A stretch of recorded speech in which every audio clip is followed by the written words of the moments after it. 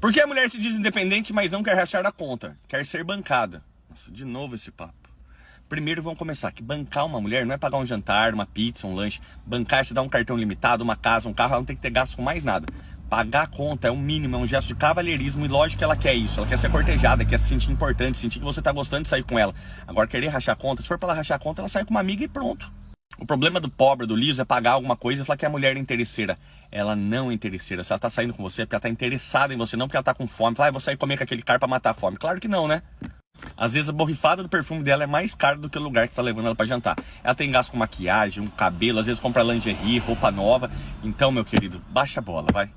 Aí você vê um cara que fala isso, sai no rolê com o amigo, banca combo, paga tudo, paga pau. Faz sim, sai com seu amigo então, que dá mais certo. Geração de princesos e donzelos, que fica assistindo vídeo na internet e estão virando as mulheres da relação. Ô geraçãozinha, hein?